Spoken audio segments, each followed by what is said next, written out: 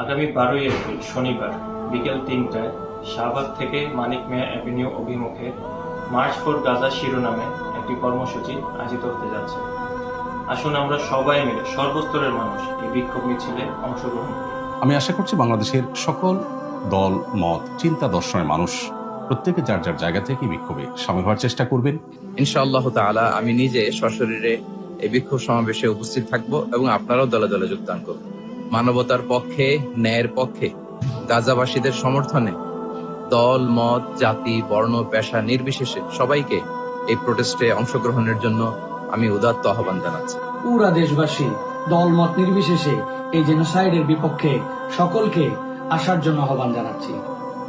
ঢাকার শাহবাগে March for Gaza কর্মসূচি ঘোষণা করেছে, সেই কর্মসূচিতে আমরা ইনশাল্লাহ থাকছি। আমি এই বিক্ষোভ সমাবেশে অংশগ্রহণ করব।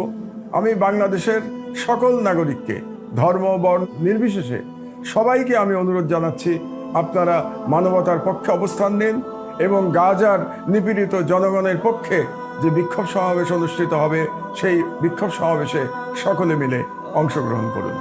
মার্চ ফর গাজাতে আমরা অংশগ্রহণ করছি, আমি নিজে অংশগ্রহণ করব এবং আপনাদেরকে আহ্বান জানাচ্ছি দলমত নির্বিশেষে প্যালেস্টাইন সলিডারিটি মুভমেন্ট যেই মার্চ আয়োজন করছি সেখানে অংশগ্রহণ করার জন্য। প্রত্যেক ফিলিস্তিনির জীবন অমূল্য। বাংলাদেশ অনতিবিলম্বে সম্পূর্ণ যুদ্ধবিরতির আহ্বান জানাচ্ছে। বিশ্ববাসীর উদ্বেগ এবং নিন্দা সত্ত্বেও গাজায় গণহত্যা থামছে না।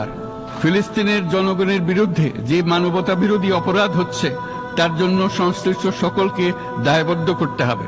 দ্বিরাষ্ট্রভিত্তিক সমাধানেই মধ্যপ্রাচ্যে টেকসই শান্তি আনতে পারবে। ফিলিস্তিনের জনগণের উপর চলমান নৃশংসতা, বিশেষত নারী এবং শিশুদের সাথে প্রতিনিয়ত যে নিষ্ঠুরতা বিশ্ব দেখাচ্ছে তা থেকে নিস্তারের জন্য বাংলাদেশ অনতিবিলম্বে সম্পূর্ণ যুদ্ধবিরতির আহ্বান জানাচ্ছে।